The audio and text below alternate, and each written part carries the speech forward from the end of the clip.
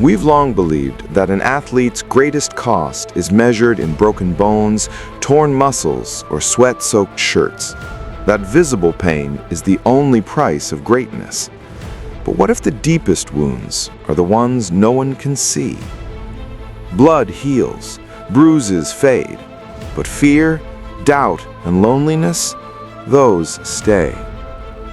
Sachin Tendulkar once admitted that for years, through the peak of his career, he battled severe anxiety.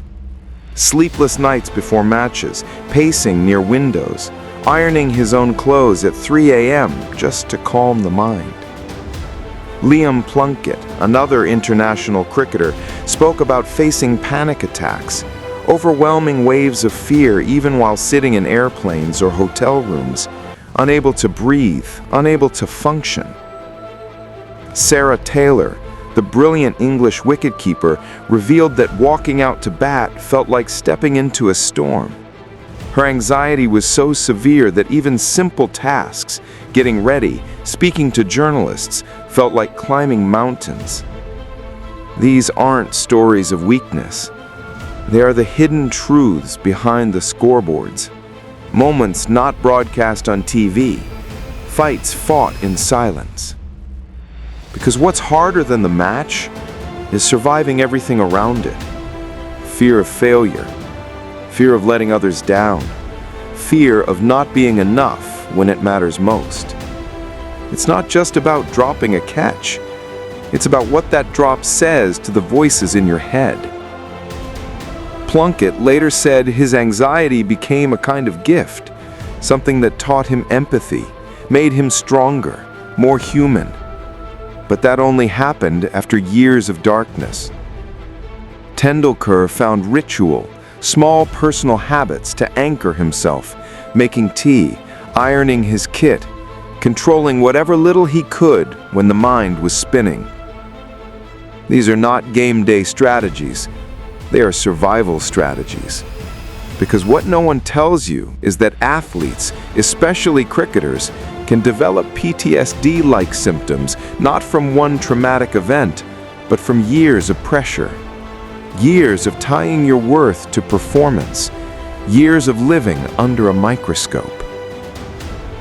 Marcus Trescothick, a legend in English cricket, walked away not because he couldn't play, but because the mental toll of constant travel, pressure, and emotional isolation became unbearable.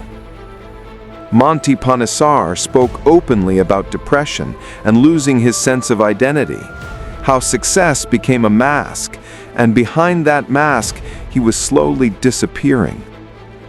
The truth is, no one claps for surviving a panic attack in a hotel room.